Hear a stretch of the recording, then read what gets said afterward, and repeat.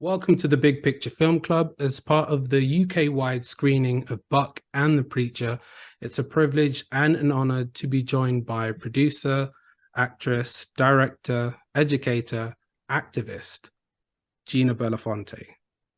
Gina, how are Hello. you doing? I'm doing well, thank you. Thank you for having me. And so what were your first thoughts of Buck and the Preacher when you first saw the film?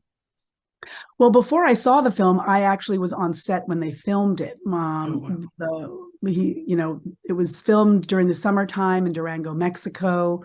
My mother is also in the film. She plays Sensei, the Native American uh, woman, and I had such an incredible time on the set. The set was filled with so many Black and brown people, which was for me such an affirmation of the film industry, only to learn much later in life as I grew up that was not the norm.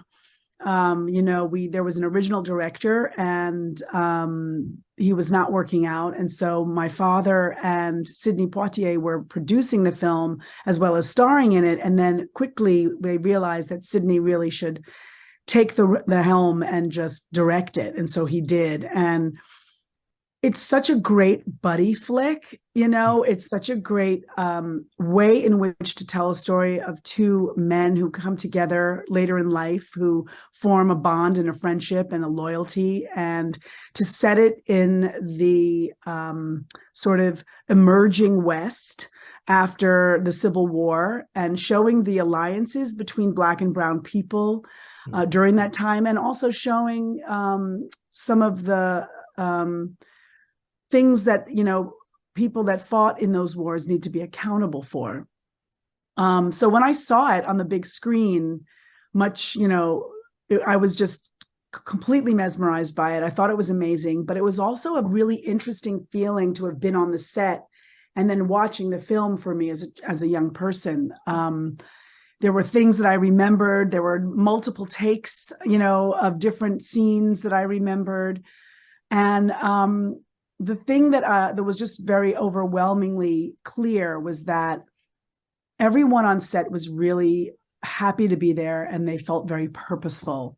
The incredible performance of Ruby Dee in that film as well, and just the story, having that kind of story being told in that way, to have a quote unquote Black Western, and to see our American history showed on the big screen in that way was very unique and really exciting. And in terms of Harry Belafonte's and Sidney Poitier's relationship, they came about at a very sort of similar time, similar backgrounds in many respects, in both having sort of Caribbean heritage as well. How would you describe your father's and Sidney Poitier's relationship over the years? Well, Harry and Sidney became very, very close when they were very, very young at the American Negro Theater. They were both in the theater. Sidney was there first. But they both came, while they were both from Caribbean descent. Sidney was born in the Caribbean. Harry was not born in the Caribbean. Sidney's orientation to the issues of racism were very, very different. There was a different orientation to racism. While they were both, colonialized by the Brits, they both of their families had a very, very different experience. My father's grandmother is from Scotland, and she and her family, when she was younger, migrated to Jamaica, and then she fell in love with a Black man, and then her family was created. And then, out of the 13 children, my grandmother was the 11th, my father's mother. And so she then migrated as a domestic worker to the United States, lived in poverty, and had my father in the United States. When things got really rough for her in the United States, she flew my father back. I think it was flight, it might have been ship, but they went back to Jamaica. And my father was then raised there for his very early years, and then came back to the United States around high school time. My father then dropped out of high school and joined the service. He lied on his application, said he was older. He joined the service, and then when the Second World War was finished, thinking that he would have more opportunity, he came home, and he did, under the GI Bill, have a bit of support, and that's when he started his acting investigation of the acting world.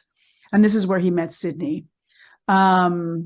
Sidney's orientation is a bit different. He came to the United States much later in life, seeking, a better opportunity for himself. And they both found themselves at the American Negro Theater with Ossie Davis and Ruby Dee and many others.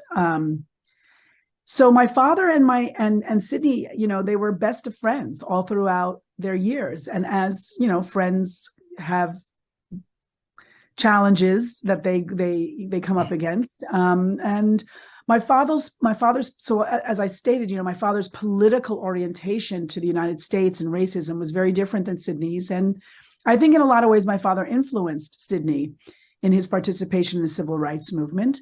And the way in which Sidney participated was different. And I think that it's important to highlight those differences, but also applaud and celebrate those differences, because not everybody is going to come into movement or activism in the same way. We hope that everyone does in some way support those who are marginalized and help give voice to the voiceless. But we also know that there's multiple ways of doing so. And so throughout the years, Harry and Sidney didn't always agree in the approach, but they always had the fundamental roots in wanting to help ensure that people that were less advantaged had opportunity.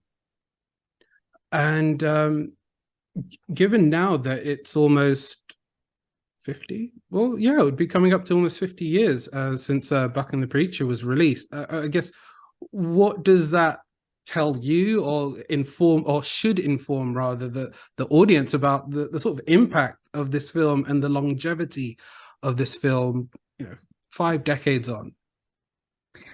Well, I think that, I think of the 1619 project that is out and talking about the origins of our sort of American history. And I think that this is a critical film, and it is an important historical document.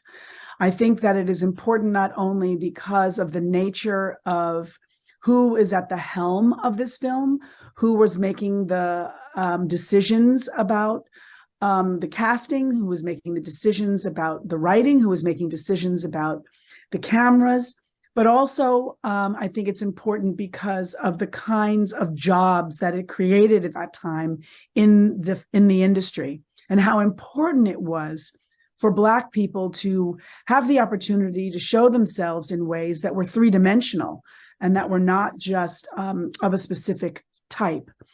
Sidney's film career, incredible, and he's an incredible artist, but he also had a very specific agenda, whether it was conscious or not, in terms of the kinds of roles that he played and what he was forward facing to the rest of the world. And this film is a quite unique piece of acting from Sidney. It's a unique character for Sidney to play, as well as for my father, and to deepen the relationships and create a feeling of seeing the humanity of Black people in America, making this sojourn west to find space and a place where they could call their own and just begin again.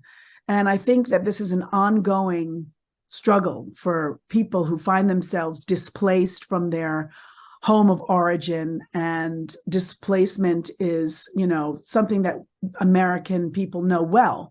We are filled with immigrants from all over the world here. And I think this film is a testament and a testimony to those who fought the good fight, who continue to fight, and who will do so under any way that they can. Ms. Gina Belafonte, it was a pleasure and an honor to speak with you, and thank you very much for your time. And thank you so much. And I hope everyone enjoyed the film and continues to see a lot of films that are not necessarily in the norm, and seek out some of our artists of color who have created films that are not necessarily big blockbuster hits that you may not know about. Thank you.